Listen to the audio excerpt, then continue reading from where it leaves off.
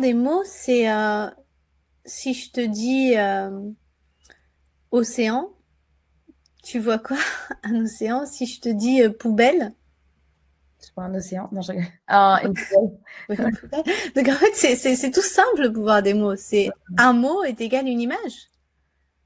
Tu dis un mot, tu crées une image dans la tête de quelqu'un, même s'il n'a pas envie d'y penser en fait. C'est un pouvoir énorme.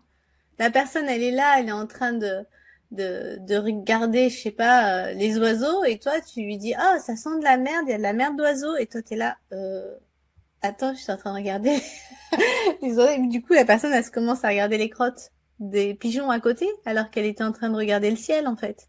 Donc, ça influence les mots.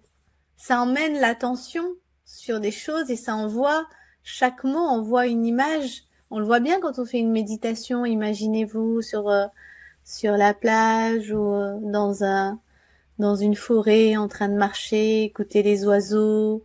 Et puis là, il y a un aigle blanc. Hop là, mais tout ça, ça crée en fait. Et c'est la pensée créatrice qui va impacter notre réalité.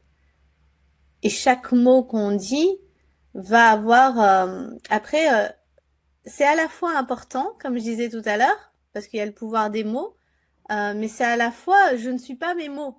Vous voyez, tu vois Hmm. le truc, c'est j'ai des pensées, mais je ne suis pas ces pensées. Si quelqu'un t'a dit, ah oui, mais t'as vu, il m'a dit que je suis nulle, je suis nulle. Ok, ben toi, tu dois apprendre à te détacher de ce mot et dire, bah, c'est ta perception, c'est ta croyance. Mais si ce mot a été dit longtemps, il va avoir créé une mémoire émotionnelle dans ton corps. Et c'est là où moi, je fais beaucoup de libération sur les pensées négatives et sur les blessures. Parce qu'il y a des mots associés à des événements et des contextes qui ont créé, qui réveillent beaucoup d'émotions. Donc quand vous avez des mots qui vous touchent trop, il y a un dossier, il y a un événement, il y a une expérience à aller libérer. Et quand on se, par exemple, quand on fait une affirmation, qu'on se dit une affirmation positive, l'idée, c'est de le ressentir toujours. C'est ce que tu disais, c'est de le lier à un ressenti. Plus qu'à juste des mots. Et une pensée, c'est un ressenti. Ouais, après, tu sais, il y a des gens sur qui les affirmations positives, ça va pas marcher tout de suite. C'est comme si tu venais semer plein de graines de nouvelles fleurs dans un terrain qui a pas été désherbé. Ok. Donc, il y a des personnes, tout de suite, ça va, tout de suite, comme elles ont déjà un terrain fertile, tout de suite, ça dit, ah, c'est bon, ah, ça se plante, je vois déjà des pousses de mes fleurs et tout.